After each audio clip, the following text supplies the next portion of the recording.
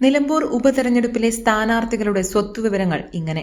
Trinamool Congress സ്ഥാനാർത്ഥിയായ PV അൻവറിന് ആകെ 52.21 കോടിയുടെ സ്വത്താണുള്ളത്. ബാധ്യത 20 കോടി ഉള്ളതായും നാമനിർദ്ദേശ പത്രികയ്ക്കൊപ്പം സമർപ്പിച്ച സത്യവാങ്മൂലത്തിൽ പറയുന്നു. അൻവറിന് 18.14 കോടിയുടെ നിക്ഷേപമുണ്ട്.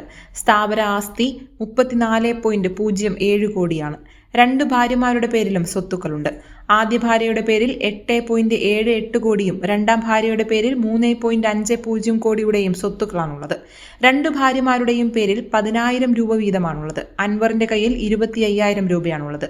ഭാര്യമാരുടെ പേരിൽ 1.6 കോടി വിലമതിക്കുന്ന 150 പവൻ സ്വർണ്ണാഭരണങ്ങളുമുണ്ട്. 2021 നിയമസഭാ തെരഞ്ഞെടുപ്പിൽ സമർപ്പിച്ച സത്യവാങ്മൂലത്തിൽ 18.57 കോടിയായിരുന്നു അൻവറിന്റെ പേരിലുണ്ടായിരുന്ന ജംഗമ ആസ്തി. ബാധ്യത 16.94 കോടിയും. നിരവധി കേസുകളും അൻവറിന്റെ പേരിലുള്ളതായി സത്യവാങ്മൂലത്തിൽ പറയുന്നു.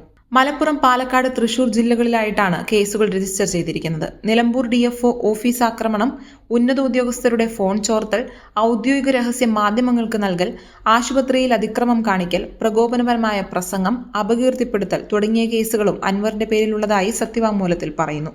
അതേസമയം LDF സ്ഥാനാർത്ഥി M സ്വരാജിന് ആകെയുള്ള സ്വത്ത് 63.90 ലക്ഷം രൂപയാണ്. 20 ലക്ഷം രൂപയാണ് ബാധ്യത. ഭാര്യയ്ക്ക് 94.91 ലക്ഷം രൂപയുടെ സ്വത്തുക്കളുണ്ട്. 25.47 ലക്ഷം രൂപയാണ് ബാധ്യത. കൈവശമുള്ളത് 550 രൂപയും. സ്വർണമായി 25 പവനുണ്ട്.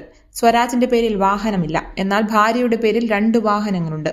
UDF സ്ഥാനാർത്ഥി ആര്യാടൻ ഷൗക്കത്തിന്റെ ആസ്തി 8 കോടിയോളം രൂപയാണ്. ബാധ്യത 72 ലക്ഷവും. ജംഗമ ആസ്തി 83 ലക്ഷം രൂപയാണ്. സ്ഥാപന വസ്തുക്കളുടെ ആകെ മൂല്യം 4 കോടിയാണ്. 800 ഗ്രാം സ്വർണവുമുണ്ട്.